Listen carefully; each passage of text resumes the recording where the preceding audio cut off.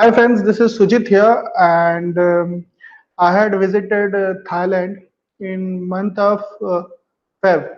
So 2020 में मेरे शादी के बाद फरवरी महीना में मैं इसी साल ठीक लॉकडाउन से पहले मैं थाईलैंड विजिट कर लिया and I was quite lucky enough कि मेरे आने के ठीक 20 दिन के बाद इंडिया आने के ठीक 20 दिन के बाद लॉकडाउन हो गया। तो चलिए आई वाज लकी कि एटलीस्ट मेरी शादी हो गई, मेरा हनीमून भी हो गया और मैं बाहर घूम भी लिया। सो बेसिकली जो इश्यूज आता है कि जो पहली बार कोई भी इंटरनेशनल ट्रिप पे जाता है जैसे कि मैं, तो बहुत सारा क्वेश्चंस होता है कि क्या डॉक्यूमेंट प्रोसेस करना है, कैसे क्या करना है, कैसे वीजा मिलेगा, कैसे क्या करेगा। तो मैं ये सारा पॉइंट जो मेरे को इश्यूज था, तो मैं सारा पॉइंट यहाँ जॉट डाउन कर लिया हूँ और मैं चाहता हूँ कि ये सारा पॉइंट्स मैं आप लोगों के साथ शेयर करूँ कि फ्यूचर में कभी आपको ये प्रॉब्लम ना हो। सो जल्दी चलते हैं, एक बार मैं अपना स्क्रीन प्रेजेंट कर लूँ।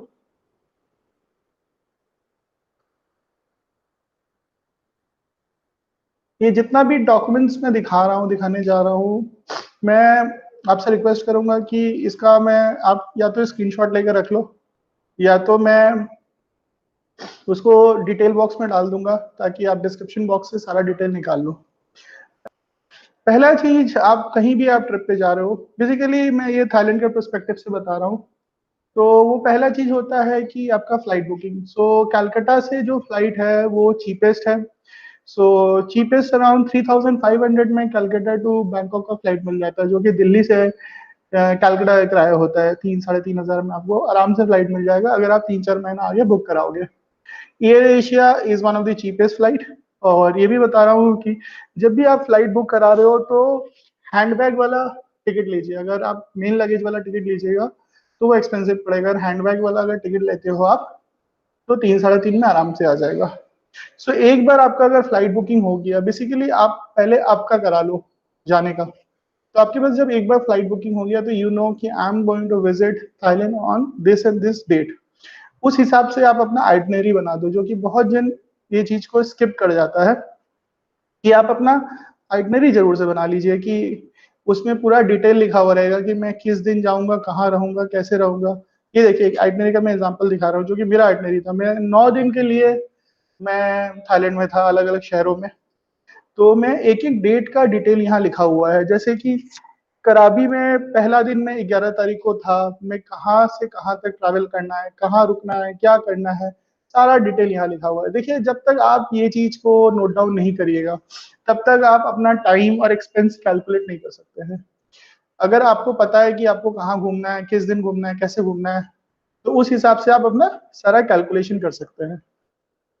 तो पहला चीज आपको जो देखना है कि आपका पासपोर्ट, आपका पासपोर्ट लगभग 6 मंथ्स के लिए वैलिड होना चाहिए। मतलब आपका जो भी जिस दिन भी आप डेट ट्रैवल कर रहे हो उससे 6 महीना तक और वैलिड होना चाहिए। अगर वो वैलिड नहीं है तो आपको वीजा नहीं मिलेगा। तो ये चीज आप जरूर पासपोर्ट में चेक कर लीजिए कि आपका पासपोर्ट का एक्सपायरी डेट क्या है। फिर वीजा ऑन अराइवल कार्ड। ये वीजा ऑन अराइवल कार्ड क्या होता है? जब आपका फ्लाइट लैंड होने वाला होता है ठीक आधे घंटे पहले आपको एक छोटा सा कार्ड दिया रहता है, उसमें आपको अपना इंफॉर्मेशन डालना पड़ता है जिसमें जो कि वीजा लेने के दौरान वो काम आता है। उसमें आपका फ्लाइट नंबर रहेगा कि कौन से फ्लाइट से आप आए हो, किस तारीख को आए हो, किस तारीख को रिटर्न जाओगे और कौन से होटल में रहोगे, और इमरजेंसी कॉन्टैक्ट नंबर दिया हुआ रहता है। तो ये जो कार्ड है आपको फ्लाइट में मिल जाएगा। यस, आपको आपको पेन और ग्लू अपने साथ रखना है। आपको फोटो वगैरह चिपकाने में या फिर फॉर्म्स भरने में आपको काम आएगा। And you have to carry 5 pieces of photographs. आपका जो भी आपका फोटो होगा, आपको 5 piece passport size photograph carry करना है। कोशिश करिए कि सारा फोटोग्राफ आप स्टूडियो से उठाइए और स्टूडियो वाले को बताइए कि मेरे को वीजा पर्पज के लिए चाहिए, तो वो एक्यूरेट साइज में दे देंगे। आप खुद से एडिट ना करें। अगर ये स्टूडियो से लेते हैं तो वो ज्यादा सेफर साइड में रहेगा। स्टूडियो वाले जानते हैं, वो वही साइज निकाल के देंगे आपको। दूसरी चीज हो गई है बोर्डिंग पास। बोर्डिंग पास आप जहां से भी ट्रिप स्टार्ट कर रहे हो, जैसे मैं ट्रिप अपना कैलकाटा से स्टार्ट किया था, तो आपको जैसे आप वहां पर ही चेक इन कर रहे हो तो आपको बोर्डिंग पास दे दिया जाएगा और टिकट दिखाने के बाद आपको बोर्डिंग पास मिल जाता है। तो ये बोर्डिंग पास आप ट्रिप के एंड तक कैरी करिए। अब बोर्डिंग पास आपके पास हो गया, उसके बाद आपको रिटर्न टिकट लेना है। तो रिटर्न टिकट जो है आपका, जब भी आप जा रहे हो, विद इन 15 डेज के अंदर आपको लेना है, क्योंकि जो भी वीजा होता है, वीजा ऑन अराइवल होता है, वो 15 दिन के लिए वैलिड होता है। तो आप समझ लो 1 जनवरी को अपना ट्रिप स्टार्ट कर रहे हो तो कम से कम 15 जनवरी से पहले आपका रिटर्न टिकट होना चाहिए। ये आप जर्नी स्टार्ट करने से पहले ही आपके पास अप एंड डाउन का टिकट्स होना चाहिए। दूसरा चीज हो गया बैंक स्टेटमेंट। या तो आपके अकाउंट में 10,000 भाट, दैट इज अराउंड 23 से 24,000 रुपया आपके अकाउंट में होना चाहिए पर पर्सन, या फिर उतना आप कैरी कर लो। आई मीन टू से आपके पास हाथ में अगर 10,000 भाट है पर पर्सन तो आपको नहीं रोका जाएगा। और ये जो 10,000 भाट आपके पास है जो कि इंटरनेशनल करेंसी है, इसका आप जहां से भी एक्सचेंज करा रहे हो, वो एक्सचेंज का जो रिसिप्ट है, ये जो एक्सचेंज आप जब कैरी कर रहे हो तो ये जो रिसिप्ट है ये जरूर से आप अपने पास रखो। अगर ये नहीं होगा तो आपको क्वेश्चन किया जाएगा, तो इससे आपको काफी प्रॉब्लम फेस किया करोगे। इसलिए आप जब भी पैसा एक्सचेंज करा रहे हो तो जो भी एजेंसी से आप एक्सचेंज करा लो वो रिसिप्ट अपने पास जरूर से आप कैरी करना।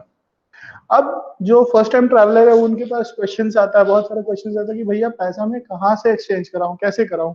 मेरे साथ भी ये प्रॉब्लम हुआ, तो मैंने बहुत गूगल किया। एक चीज है कि आप जितना गूगल करोगे, जितना यूट्यूब करोगे, उतना ट्रिप आपका, ये मैं रियल लाइफ एग्जांपल से बता सकता हूँ, उतना ट्रिप आपका स्मूथ होगा, आसान होगा और लेस एक्सपेंसिव रहेगा। तो आप जितना ज्यादा इंफॉर्मेशन गैदर कर पाओगे घूमने जाने से पहले, उतना चीजें आपके लिए फेवरेबल होगी। तो भैया पैसा एक्सचेंज कैसे कराए हम? तो आपको ऑनलाइन गूगल में जाके सर्च करना है कि थाई बाट का अभी वैल्यू क्या है। समझ लीजिए आपका थाई बाट का अभी वैल्यू दिखा रहा है 2 रुपया 23 पैसा एक भाट का। तो अब आपको पता चल गया, आप अलग अलग आप एजेंसी को कॉल करिए अपने शहर में, गूगल से नंबर निकाल लीजिए, उन लोग आपको अलग अलग रेट देंगे, 1 पैसा 2 पैसा 3 पैसा ऊपर नीचे देते रहेंगे। आपको जो सुटेबल लगा आप उसको विजिट करिए, जो चीपेस्ट हुआ उसके पास जाइए आप। और अपना आप जाओगे तो आपको क्या क्या डॉक्यूमेंट कैरी करना है?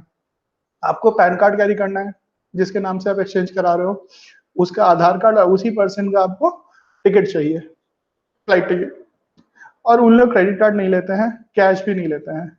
तो आपको एटीएम कैरी करना है और ऑनलाइन बैंक ट्रांसफर का मोड कैरी करना है, जैसे कि गूगल पे हो गया या फिर एटीएम हो गया। क्रेडिट कार्ड और कैश में नहीं लेंगे। और पैसा कभी भी आप ले रहे हो तो मिक्स डिनोमिनेशन में लो, मतलब कि आप ले लो यहाँ पर ही मिक्स डिनोमिनेशन आप ले लो। कुछ करेंसी आप ले लो 1,000 भाट का ले लो, कुछ ले लो आप 500 भाट का, फिर कुछ ले लो आप 100 भाट का। तो मिक्स लो आप, कभी भी एक करेंसी मत लो, नहीं तो आपको प्रॉब्लम होगा। फिर आप आ जाओ होटल बुकिंग पे। आप होटल बुकिंग करा लो।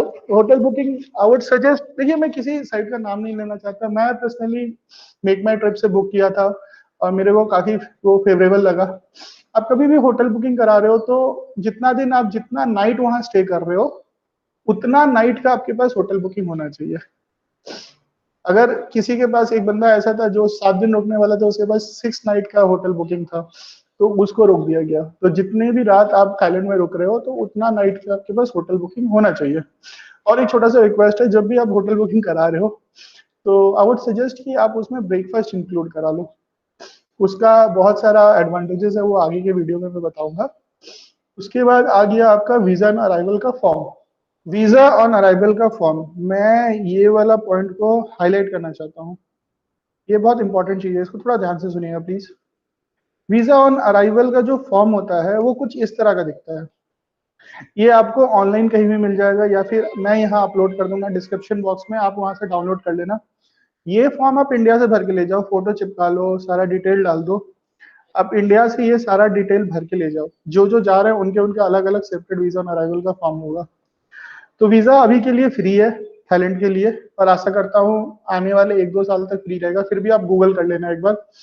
तो ये वीजा ऑन अराइवल का फॉर्म है, तो ये आप इंडिया से भर के ले जाओ, फॉर्म फोटो वगैरह सब कुछ चिपका लो ताकि वहां आपका टाइम वेस्ट ना हो।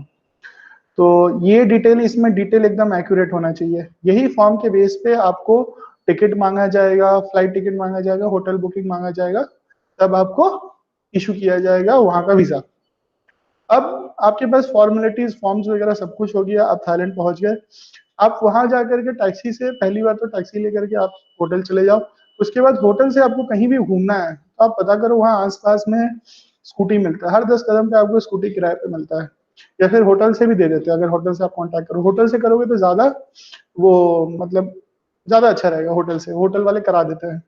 तो बेसिकली आपको स्कूटी वहाँ लगभग 250 से 300 भाट में मिल जाता है, which is like Indian money में देखा जाए तो 500-600 रुपये में आपको पर डे स्कूटी मिल जाएगा, जो कि काफी चीप है।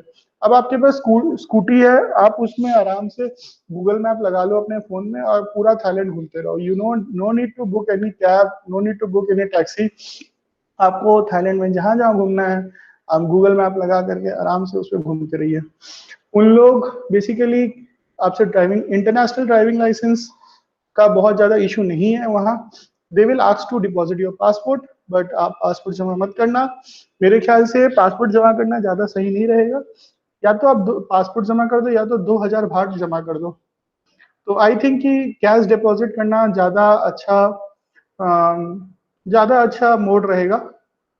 तो कैश डिपॉजिट करना ज्यादा सही रहेगा। तो 2000 भाट आप जमा कर दिए, और आपके स्कूटी जब आप रिटर्न करो उसमें अगर कोई एक्सीडेंट नहीं है, कोई स्क्रैचेस नहीं है, तो वो आपका पैसा वापस कर दो। और एक चीज बोलना चाहता हूँ, जब भी आप स्कूटी ले रहे हो, चाहे कोई भी गाड़ी आप हायर पर ले रहे हो, तो आप लेते समय उसी के सामने एक वीडियो बना लो, टर्न अराउंड वीडियो, जिसमें वो आदमी का फोटो भी आना चाहिए, उसका वीडियो, उसका चेहरा भी आना चाहिए, और पूरा गाड़ी का वीडियो आना चाहिए। तो उससे आप जस्टिफाई कर पाओगे कि ये स्क्रैचेस आगे से ही था।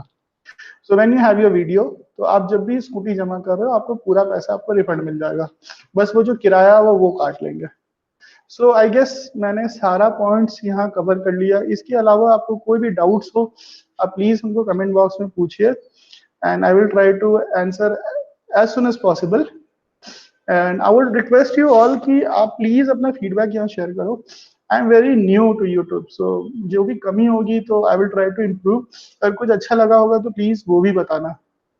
लाइक्स और डिसलाइक्स आपके हाथ में है।